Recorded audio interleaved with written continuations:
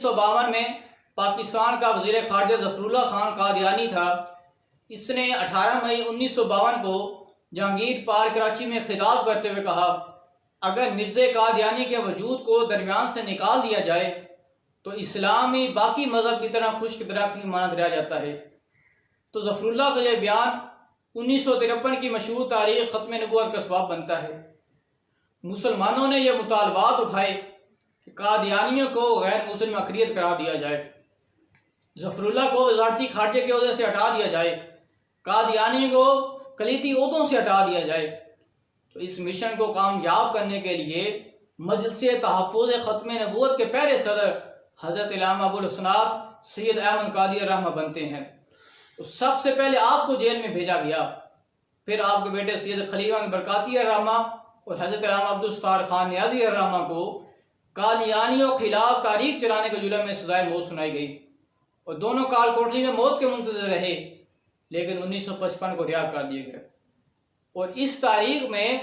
تقریباً 10,000 مسلمان شہید ہوئے اور 1 لاکھ کے قریب گرفتار ہوئے۔ اور 22 مئی 1974 کو جب نیشنل میڈیکل کالج ملتان کے طلباء سیر و تفریح کے لیے پشاور جا رہے تھے، تو جب ٹرین ربوع کے اسٹیشن پر رکتی ہے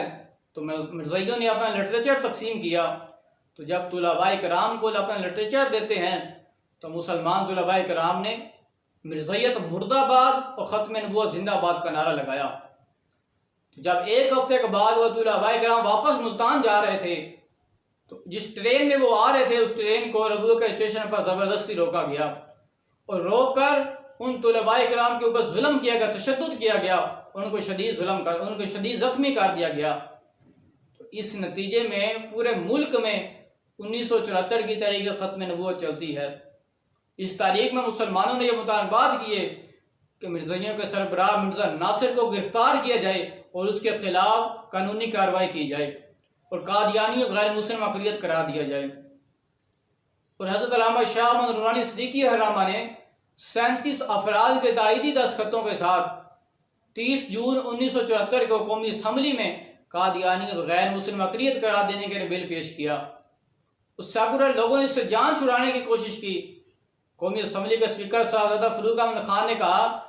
کہ نورانی صاحب یہ کیا آپ نے مصیبت کھڑی کر دی ہے، یہ بات تو مدرسوں کی ہے، یہ بات نہ کہ اسمبلی کی تو نہیں ہے، یہ تو مسجدوں کی بات ہے کہ مولویوں نے فتویٰ دیا کہ فلاں کافر ہے تو ٹھیک ہے، لیکن آپ اس بات کو اسمبلی میں کیوں لانا چاہتے ہیں؟ اور جب حضرت علامہ شاہ نورانی صدیقی رحمہ نے بل جو ہے وہ اسمبلی میں پیش کیا قادیانی غیر مسلم اقلیت قرار دینے کے لیے، تو اس وقت قادیانی حضرت علامہ شاہ نورانی صدیقی رحمہ کے پاس آتے ہیں اور آپ کو 1 کروڑ روپیہ دیتے ہیں اس وقت کہ آپ اسمبلی میں جو بل آپ نے پیش کیا ہے اس میں کچھ چیزیں ہیں وہ نکال دیں، آپ اس میں آپ یہ لکھ دیں کہ جس نے مرزا قادیانی کو نبی مانا وہ کافر ہے، لیکن جس نے مرزا قادیانی کو مجدد مانا اور جو اپنے مرزا قادیانی کو اپنا سربراہ مانتا ہے لیکن وہ کافر نہیں ہے، ہم آپ کو 1 کروڑ روپیہ دیں گے۔ تو نورانی صاحب نے کہا کہ تم لوگ لیٹ آئے ہو، تم لوگوں نے بہت دیر کر دی ہے، میرا سودا اس سے پہلے ہو چکا ہے۔ مرزائیوں نے کہا کہ اس سے پہلے کس شخص نے آپ کو اتنے زیادہ پیسے دیے ہیں کہ جس کی بات آپ مان رہے ہیں؟ تو نورانی صاحب نے فرمایا کہ بدبختو،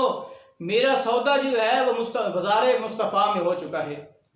میرا سودا جو ہے وہ پہلے جو ہے وہ بازار مصطفیٰ صلی اللہ علیہ وسلم میں ہو چکا ہے، مجھے تمہارے ان پیسوں کی کوئی ضرورت نہیں ہے۔ تو واضح رہے کہ یہ جب حضرت علامہ شاہ نورانی صدیقی رحمہ نے قومی اسمبلی میں قادیانی غیر مسلم اقلیت قرار دینے کے لیے بل پیش کیا تو یہ بات صرف واضح رہے کہ یہ بات صرف وہی علماء کرام اس وقت کر سکتے تھے کہ جو اس وقت قومی اسمبلی کے ممبر تھے۔ اس وقت قومی اسمبلی کے ممبر اراکین کے صدر حضرت علامہ شاہ محمد نورانی صدیقی رحمہ، حضرت علامہ عبدالمصطفیٰ عزیز رحمہ اور سید محمد علی رضوی رحمہ سب سے پہلے تھے، اور انہوں نے بڑی ہمت کے ساتھ گفتگو کی اور 15 اگست 1974 کے قومی اسمبلی کے اجلاس کی کارروائی شروع ہوتی ہے تو بالآخر 7 ستمبر 1974 کو قومی اسمبلی سے بل جو ہے وہ پاس ہو گیا اور اسی روز تقریباً 2 گھنٹے کے بعد سینٹ سے بھی پاس ہو گیا۔ تو 7 ستمبر 1974 کو قادیانی اور غیر مسلم اقلیت قرار دیا گیا، اور اس فیصلے کے فوراً بعد تقریباً 50,000 قادیانیوں نے اسلام کو قبول کیا۔ تو قادیانی یہ کافر ہیں، ان کو 7 ستمبر 1974 کو کافر، ہماری قومی اسمبلی نے کافر قرار دے دیا۔ دین کی بات پھیلانا صدقہ جاریہ ہے، ثواب کی نیت سے ویڈیو کو شیئر ضرور کیجیے۔ جزاک اللہ۔